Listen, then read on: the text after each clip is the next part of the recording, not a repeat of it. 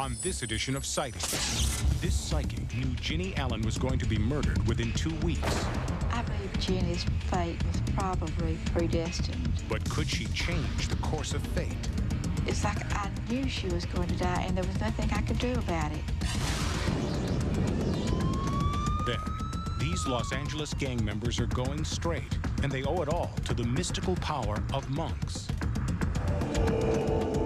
We introduced the Tibetan culture because the Tibetan struggle to gain independence is a nonviolent struggle, much like Martin Luther King. Later, psychic Peter James makes dramatic contact with ghosts of Georgetown, Colorado's past. And he said, I didn't kill him. I didn't kill him, and he's angry. Don't be angry at me. And Sightings travels to Peru, where alien encounters are on the rise.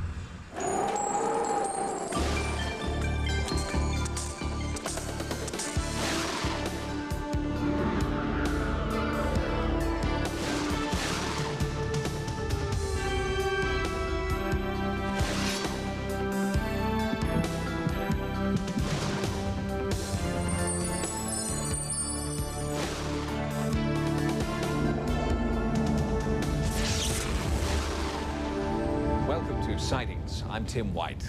Psychics who claim to have precognition, the ability to see into the future, believe it is a special gift for the benefit of others. If they abuse it by picking winning lottery numbers, for example, they will lose it. Psychic Jeanette McClure claims to have precognition. She tries to use it to benefit others, but in one case, her power to see into the future wasn't powerful enough to change it.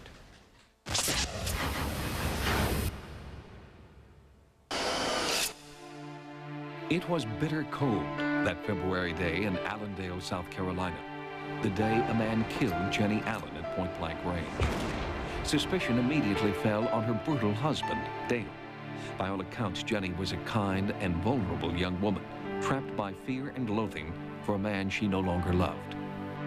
If you said or done something he didn't like, he found a way to get revenge, and he threatened her every day she lived. Not only her, he threatened our whole family. Although they tried, Jenny's parents could do little to stop the cycle of violence. After she reluctantly allowed Jenny to marry at age 16, Bea rarely saw her daughter because Dale would not allow it. He was controlling and abusive, and it took 16 years of marriage before Jenny finally worked up the courage to ask for a divorce. What caused Jenny to leave him was he had dug a grave for her and carried her out, then held her 3 hours over it and told her he was going to kill her and put her in it, and he was going to come on over here and get me. And that's when she decided she had to leave, and that's when she came home. But things didn't get any easier for Jenny during the 8 months that she lived with her parents. Dale shot up and then set fire to one of the Johns family businesses in Allendale. He vandalized Bea's car and tried to run Jenny's father, Legree, off the road, and he wouldn't let up on Jenny. Dale sat and stalked Jenny all day. She worked at a convenience store we had, and he would sit and watch her all day, and then he'd call and threaten to kill her. Jenny knew psychic Jeanette McClure through her sister Jean. Unsure what to do about Dale's escalating threats, Jenny called Jeanette at her home in Athens, Alabama. Jenny didn't know then that she had only 2 weeks to live. When Jenny first called me 2 weeks before this happened, she asked me if I felt that he really meant to kill her. She had been threatened, and the feeling was very foreboding. I felt that he would really kill her, and I told her so, and asked that she would be very careful for the next 2 weeks. I felt like she should not be by herself at any time, and to always have someone with her. And the last day of the 2 weeks was when it happened. She was shot. We all tried to go to and from work together and always keep with somebody so that we'd stay out of harm's way. I don't know what happened, that she didn't have anyone with her that day, that morning.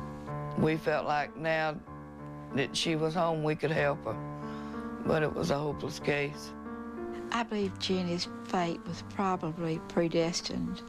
2 weeks to the day after Jenny made her desperate phone call, she didn't show up for work at Bea's Stop and Go. Choked with panic, Her family filed a missing persons report with the sheriff, and then they called Jeanette to see if she knew where Jenny was. I told them where I felt that she was. It was just like a movie starting to come into my mind. I saw this little white wooden church with bright red doors, and I said that I saw her within 1/4 of a mile of this church, and I saw her by water. But I did feel that she was dead. It's like I knew she was going to die, and there was nothing I could do about it. Jenny's body was found later that same day, in the very spot that Jeanette had described. But Dale was not arrested.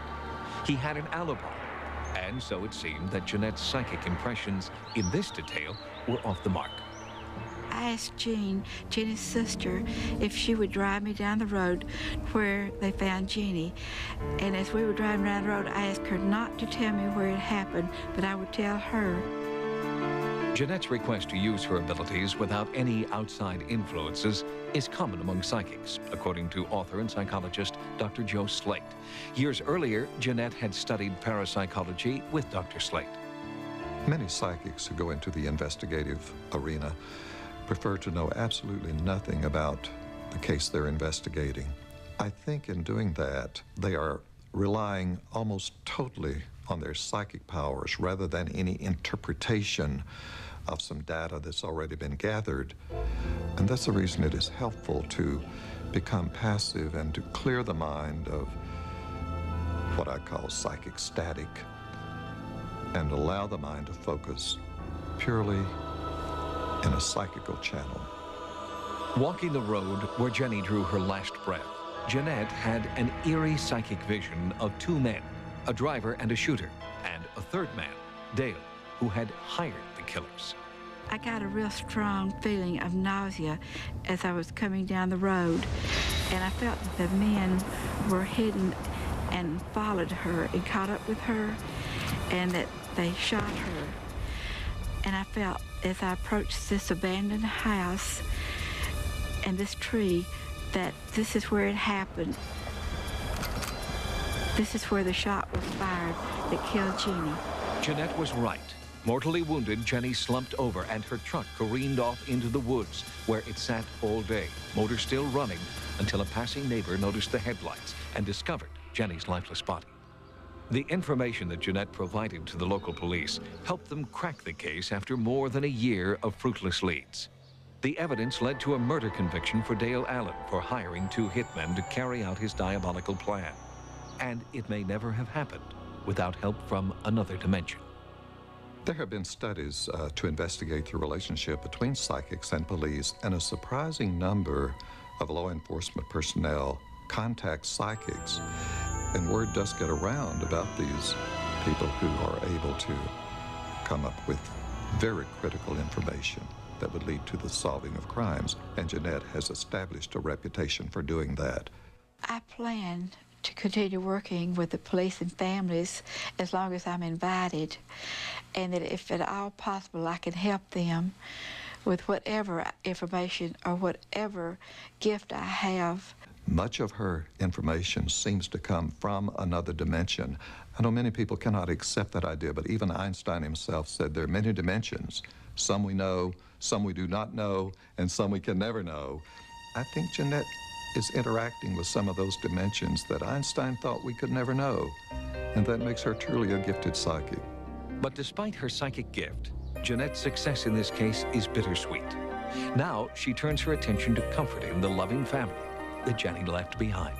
I talked to the Johns family, and I tried to give them words of comfort that Jenny is at peace now, and that Jenny is still with them in spirit. According to the Los Angeles Domestic Violence Council, nationwide, a woman is abused by her husband or boyfriend every 6 minutes. It doesn't take a psychic to know that if you think you're in danger, you probably are. There is help available to help you get out. Next, monks meet gang members. Later, the newest evidence of Martian canals.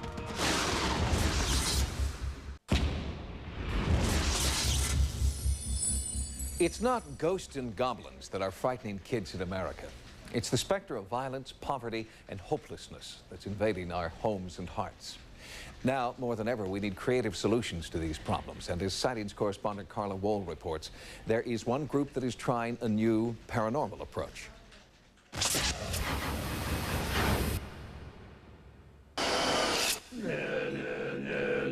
These are the Gyuto monks of Tibet, their lives dedicated to the metaphysical connection between heaven and earth. For them, peace is achieved through chanting and a special kind of meditation in which they create enormous paintings out of sand, ephemeral tapestries called mandalas. This mandala design is called the Wheel of Compassion, and while they create it, the monks contemplate compassion and peace, attempting to transfer its power into real life.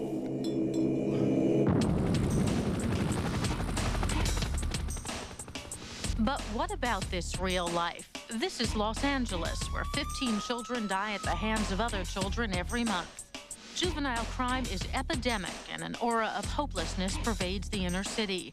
The Gyuto monks have been invited here to teach their path to compassion and peace. But can 6 monks in a mandala affect any real change in this environment? I got caught selling drugs. Crack cocaine. Yeah, I always had a gun on me. I used to steal a lot of cars. I got arrested for trafficking large amounts of methamphetamines and loaded automatic firearm. Me and him, we like from revival gangs. He's from a different gang that my gang doesn't get along with. And we like kind of be shooting each other. We've gotten a couple fights, like me and him, but since the monks, you know, we kind of calmed down and everything. Me and him could talk now. For some reason. This is where the boys live. Their identities are being protected because of their ages. Camp David Gonzalez is a juvenile detention facility just outside Los Angeles. It takes young criminals off the streets, but it also tries to help the children on the inside. So when the Samaya Foundation, a nonprofit group promoting the relevance of Tibetan spirituality, offered to bring the monks here, the camp accepted. I guess my question is, how can some monks from Tibet with sand painting teach these kids from the inner city, these gangbangers from the inner city, about nonviolence? Well, the way they've been teaching them is through the sand painting, finding out that it's not just some paint or a can of spray paint that they're accustomed to seeing.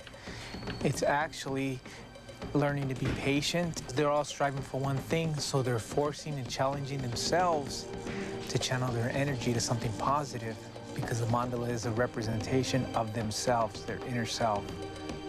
We want you to continue developing your pictures to put into the mandala. Barry Bryant is director of the Samaya Foundation and designed this mandala program, which he calls Healing the Causes of Violence.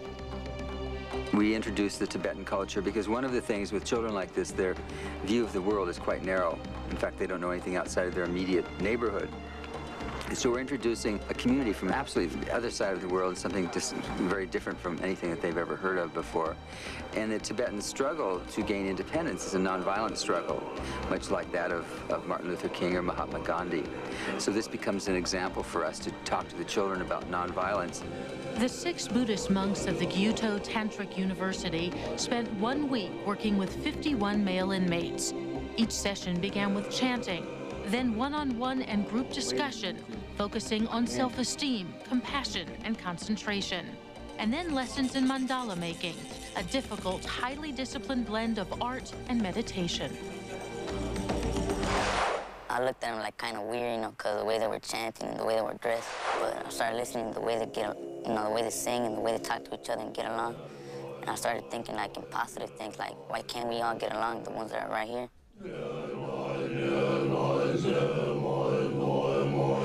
Working on the mandala, has that changed who you are? Well, it changed me a lot, you know. It brought patience to me. Before I had like no patience. I was trying to be in a rush to finish something. And in the mandala, you gotta have real patience to work with the little sands, and probably a lot of patience and calm. I'm calm now. Many of the boys in the program at Camp David Gonzalez said they were transformed by the experience. Changes that the staff noticed ever since the monks first arrived at the institution. And going around the facility right now is that indeed there's a different level of rapport between kids and a different level of non-conflict. Maybe it's something, you know, from another culture, another dimension, if you will, that is necessary in order to lead them out of that. Maybe it'll be more successful than some of the things we're trying to do from within the same general culture. The mandala is the world's oldest religious symbol, but each one is slightly different, reflecting the artist's own personality. Together, the inmates in the program created their own unique mandalas. When the children are drawing the mandalas, they learn how to actually draw the center of the mandala, which is an 8-petal lotus flower. Then they're instructed to put their protectors into the mandala. And if you look at all the drawings, there's not much variation. Most of them, it's the mother, it's Jesus, it's God. But in the mandalas that you drew, what is besides God, what is the most common thing there? I'm working with guys that are my enemies from other neighborhoods, and it seems to go all right, you know. Like we don't have no fuss about nothing, and we're working all right all together. The monks' power to unify a community was also in evidence at this celebrity benefit. It was a meeting of the minds between the Tibetan way of life and civic leaders looking for solutions. And I can honestly tell you that what is happening tonight here is a blessing for the children of our community. No one, least of all the inmates, expected that chanting strange syllables, meditating, and putting sand on paper could change them. And yet, it has. The children have opened up and they're listening to us. When we started, there was just nothing but attitude. And, you know, now they're very engaging with the monks and they're interested in the culture of Tibet. And we've made a lot of progress, and I'm very optimistic. It is the act of creating the mandala while meditating on compassion that is important. So at the end of the week, the mandalas are destroyed. The sand is swept up, placed in ceremonial vases, and carried to the ocean, where it's offered back to the earth. The monks believe that the water, purified by the sacred sand, turns into clouds that will eventually rain down blessings. The Samaya Foundation, which sponsored the monks' trip to America, is launching a fundraising campaign. They hope to make their program called Healing the Causes of Violence an annual event. Next, the message behind alien encounters. Psychics find a downed airliner and rediscovering extinct species.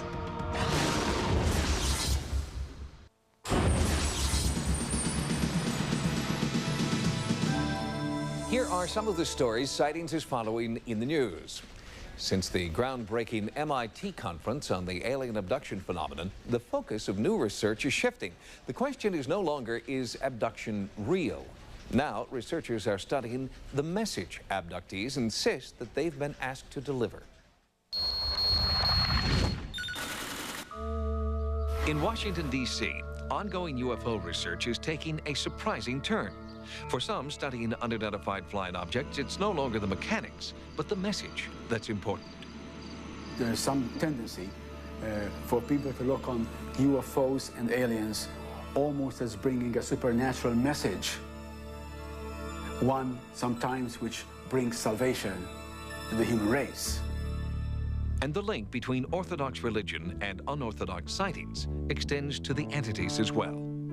UFOs very much behave like supernatural beings, like angels. In fact, some scholars have compared UFO apparitions to apparitions of angels and saints and the Virgin Mary. Although Saliba's notion of UFOs as saviors is controversial, many non-traditional religious groups are embracing this new theory. They come to help us in our struggles here on Earth.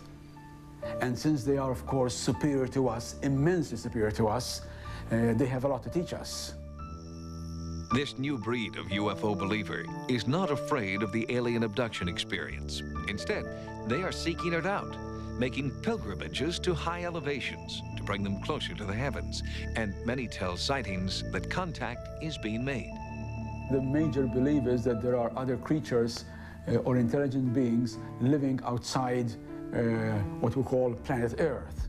Some abductees claim they are returning with warnings of global disasters, messages of peace, and newfound healing powers. Sightings will bring you their stories on an upcoming edition of this program. In the highlands of Tibet, Western researchers have recently discovered a breed of prehistoric horse long thought to be extinct. This discovery boosts the contention of cryptozoologists like Roy Mackle, who believe there are many more ancient mythic creatures yet to be found. The fact that reports of other kinds of unidentified animals might refer to real animals is somewhat strengthened. It leads us to at least hope that we might have something really important. The horses are being called living fossils and were completely unknown to all but a handful of Tibetans living in the remote Ruwachi Valley. It will also produce further impetus to other groups and other expeditions to look for species of large animals rather than just saying, well, everything's been discovered and there's nothing left to do. Mackle believes the rediscovery of the Ruwachi horses bodes well for the eventual discovery of another legendary creature, North America's enigmatic Sasquatch, a.k.a. Bigfoot.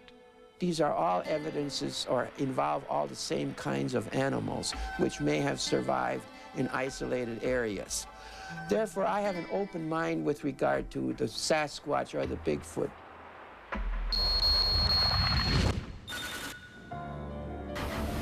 In Siberia, heavy snow and fog hampered air transport officials' desperate search for an airliner, missing since December 7, 1995, with 97 people aboard.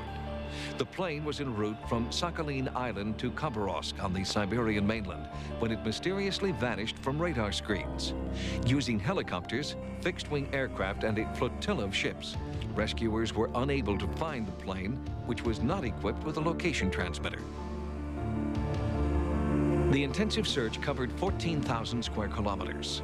After 5 days, air transport officials enlisted the help of a psychic who envisioned a crash site near the Samarga River. Although viewed with skepticism in most other parts of the world, the use of psychics in search operations is accepted in Russia when other methods fail. On the 6th day, as weather conditions deteriorated even further, the crash site was found along the Samarga River, exactly where the psychic said it would be found. Unfortunately, search teams were too late to rescue any survivors. We'll have more stories from the news next time. Now, here's what's coming up on Sightings. The spirits are restless in the former silver mining town of Georgetown, Colorado. The only difference is that the entity here is a little more violent than most of the ghosts in this town. Later, the newest hotspot for UFO sightings.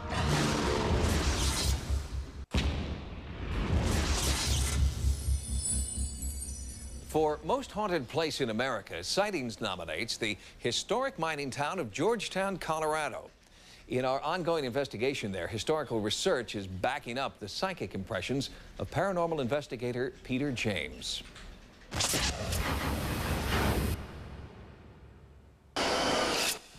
When a sightings team last visited historic Georgetown, Colorado, psychic investigator Peter James encountered an entity he called Edward here in the attic of Bill Pentland and Becky Richardson's Full Circle Cafe.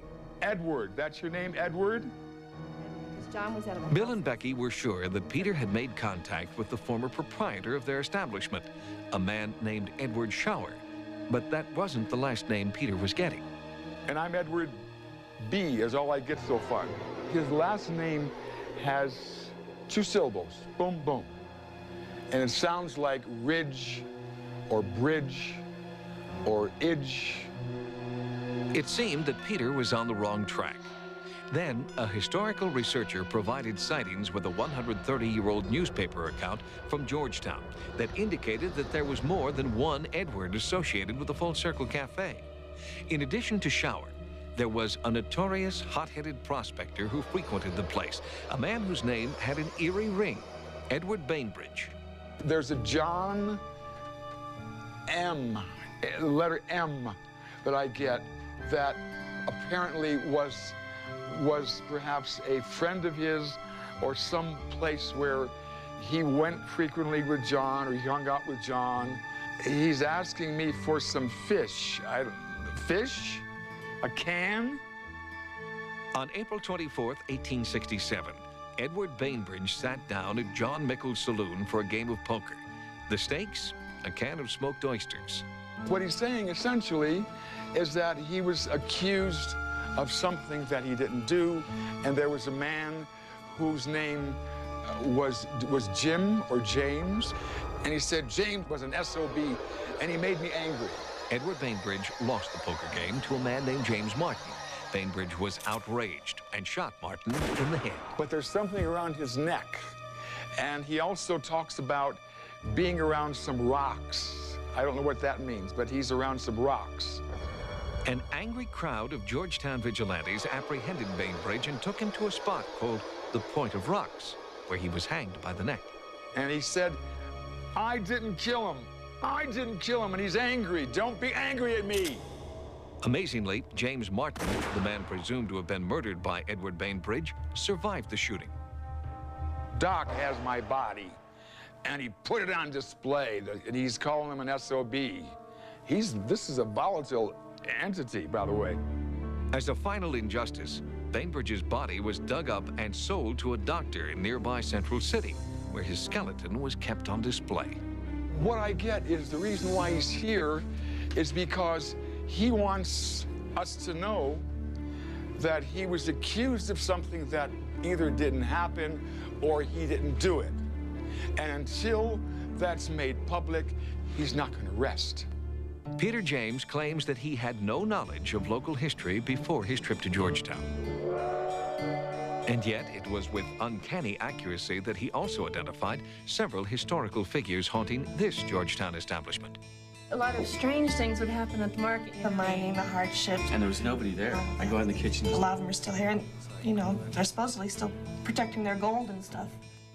The miners, for the most part, did their work up in the hills, and then on weekends they'd come down to town, and Georgetown typically had its fair share of saloons. It had a red light district, discreetly zoned on the other side of the creek. I'm sure it was discreet, but we had a lot of politicians even come up here. I think this was kept quite quiet from Georgetown. Many of the politicians would leave their wives at home and come up here to do business. Sheila Carbone is restoring this historic turn-of-the-century house on Brownell Street, once part of Georgetown's infamous red light district. And according to Sheila, there's at least one former tenant here who just can't seem to move on. I was just aware that I was not alone in the house, that there was someone else in the house with me and my family. Sheila feels that it was her family's restoration work that brought out the supernatural forces, and they were angry. I was at the kitchen sink, and I have 2 shelves in a window in the kitchen with 3 brackets on each side. These are not shelves that could just fall down. And they came flying out into the kitchen and broke on the kitchen floor. After some historical research, Sheila uncovered a dark secret haunting this house. The tragic story of a teenage prostitute who had committed suicide after much heartache and despair. I believe that the ghost is in the bedroom that I have not finished yet. I'm redoing the house, and that bedroom I just keep putting off. It's like that's her territory. I'm almost invading her privacy over there. I would say that she's very young. I believe that she was pregnant and that she was in love with someone. I believe that she worked this house as probably one of the ladies of the evening, and she became pregnant by a young miner, and he was killed in some kind of a mining accident. The details of the haunting here, the flying shelves, mysterious footsteps, are not common knowledge in Georgetown. So when Peter James entered this paranormally charged environment, he could not have known these facts, nor the history of the teenage prostitute, nor the mining accident. And yet, his accuracy was stunning. This room has quite a history. I feel like she looked out this window a lot looking for the love of her life and other gentlemen that she entertained. She tells me that her name was Maggie, Margaret, Maggie, and that she was a lady of the night, and she fell in love with a man whose name begins with a J or G. I think it's John, and I believe that he died in a mining accident or where a mine collapsed. And I do believe that she was pregnant, and she could not handle the fact that she was left alone with the oncoming birth, that she committed suicide in this very room. and she died tragically. So the bottom line, there's a very tragic, romantic link to this house, and she keeps expecting John to come back, but he's not coming back. So she went with him. In my opinion, Georgetown happens to be a very highly concentrated area of hauntings. I think the entire town is haunted. So the activity here is probably no different or no greater than perhaps the building next door. The only difference is that the entity here is probably a little more demonstrative or more violent than most of the ghosts in this town. Living and working in a haunted house, in a haunted town, is no obstacle for Sheila Carbone or the hundreds of other Georgetown residents who relish their unique place in the time-space continuum that seems to exist here. I have a unique location in Georgetown, so it's a lovely house to be in. I like it very much. I think I'm never alone here. I have lots of company.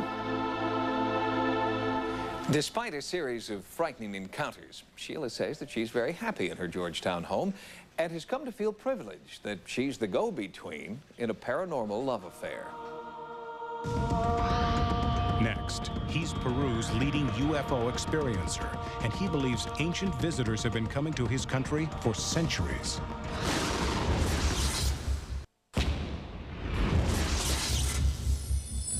Recently, a sightings team traveled to South America, where we investigated several claims of paranormal activity. In Peru, ancient mythology is filled with legends about flying ships and alien visitors with secret knowledge. And there is evidence that these legends may have a basis in fact.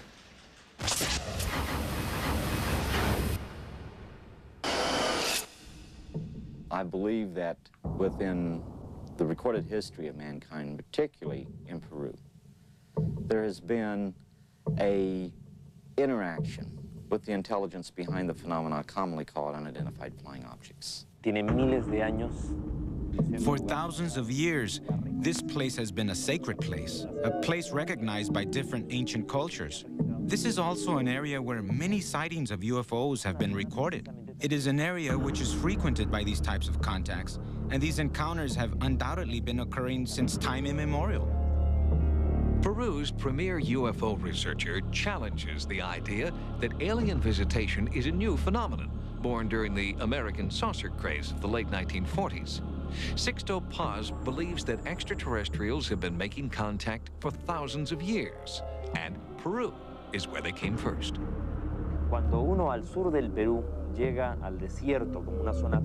When you reach the desert in the south of Peru, you see big lines and large designs that can be seen from space. Maybe contact with extraterrestrials gave our ancestors a reason for creating them.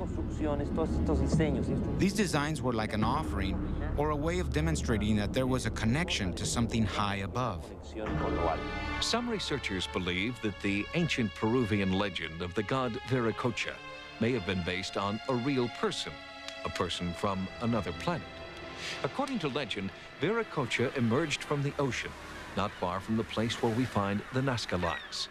From there, he traveled throughout South America, teaching science, engineering, and art. After his work was done, Viracocha is said to have departed from Chilca, Peru, on a flying cloak. The god Viracocha came to that very place, to the ocean right opposite Chilca, and sank into the sea. It was thought that this is the very place the gods make their home. What we do know is that today many of the people living in this area experience frequent sightings of objects that come out of the ocean. We were walking towards the ocean, and at the edge of the horizon of the sea, there was a light that kept on growing and growing and growing and passed over us like a flash at a tremendous speed. Chilca is a spiritual center and a gathering place for UFO experiencers who believe that the same phenomenon that brought Viracocha here is still occurring. Here in Chilca, I saw a ship descend with my very own eyes. I saw it land behind some hills. The ship was shaped like a hat. I was able to observe its lights. The strongest colors were yellow, red, and orange. William Gomez is a leading Peruvian UFO researcher. Like Sixto Paz, Gomez and his group use meditation techniques to make contact with what they believe are extraterrestrial visitors.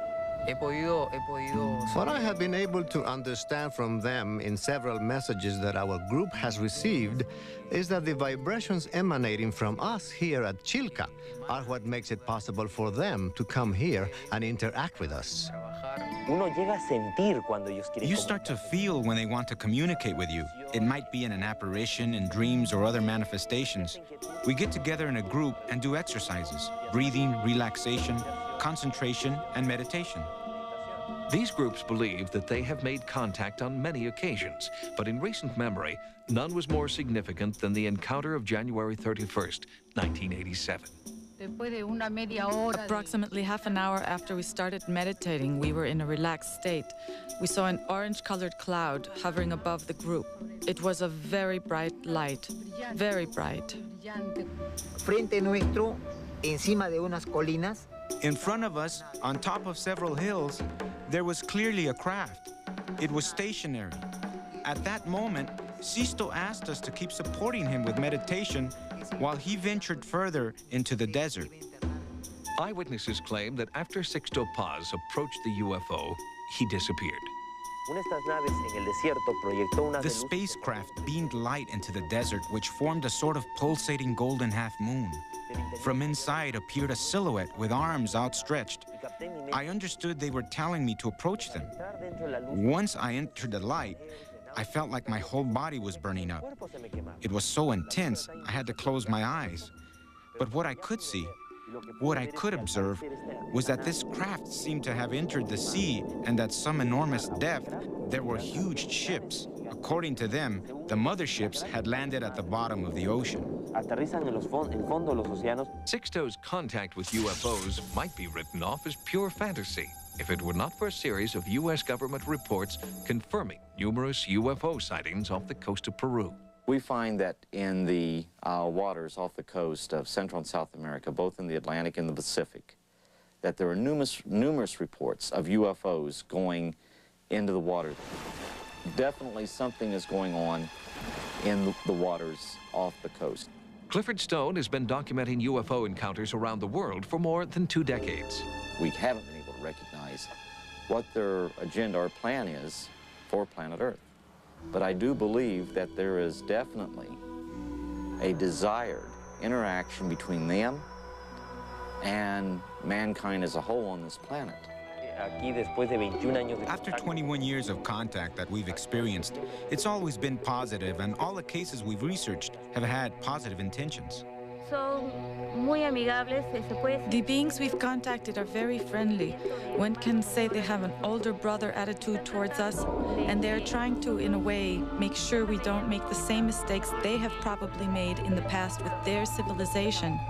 They're trying to make us aware that our planet is beautiful and that we must care for it for the future.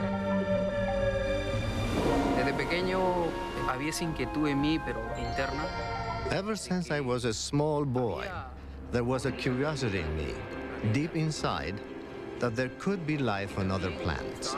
And also, I was sure they would not be negative beings, that they had to be coming to Earth for some positive reason.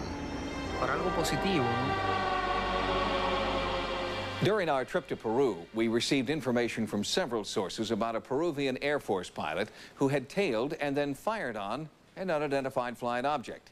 The military authorities in Peru have not cooperated so far with the sightings investigation into the incident. Next, the latest high-tech images of Mars lend support to a very old theory. Lines have come out that look very much like the canals.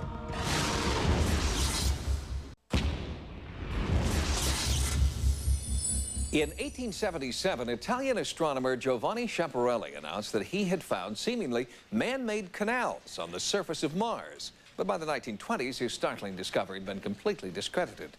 Now, more than a century later, new high-powered telescopes are seeing the canals again. In Florida, astronomer Don Parker is using photographic telescopes and computer enhancement to create a provocative new look at Mars. Parker's images are generating a lot of controversy because of these features, which resemble the so-called Martian canals, dismissed as bunk more than 50 years ago. Don Parker, in some cases, has pushed the resolution on them by very strong processing methods that you can do with these electronic pictures. And in some cases, lines have come out that look very much like the canals. The belief that an elaborate system of canals exists on the surface of Mars began with Schiaparelli, but was popularized by American astronomer Percival Lowell, who proposed a startling theory about the creation of the Martian canals, and his observations made headlines. Lowell was the major proponent of the idea that the canals might be artificially made by intelligent beings. And he spent a great deal of his time trying to sell this idea to both the scientific community and the general public. He thought that there were Martians.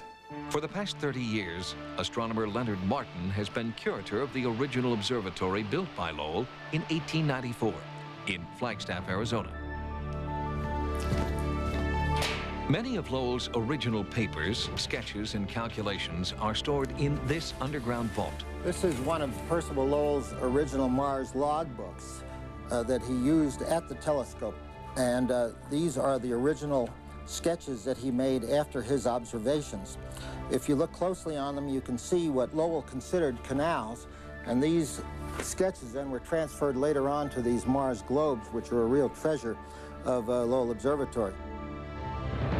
As bigger and better telescopes were built and failed to capture Lowell's Martian canals, his theory fell out of favor. And when Mariner 9 took the first close-up pictures of Mars, it seemed that Lowell's canals were gone forever. Lowell was a keen observer. However, he was straining his eyes to see these things that he thought he saw. He pushed himself a little too far. Nearly all modern astronomers reject Lowell's theory of artificially constructed canals on Mars. However, Percival Lowell's influence as a scientific pioneer is still felt.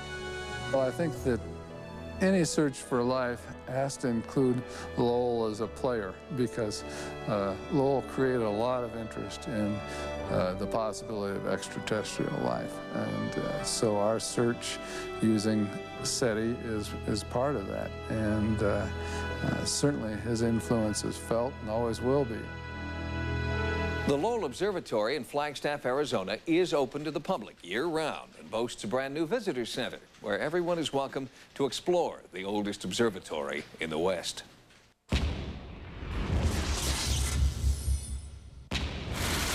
Ghosts, UFOs, the unexplained, dramatic stories of the paranormal from the files of Sightings, a new paperback book available now wherever books are sold, from Fireside Books. Until next time, remember, no mystery is closed to an open mind. For Sightings, I'm Tim White.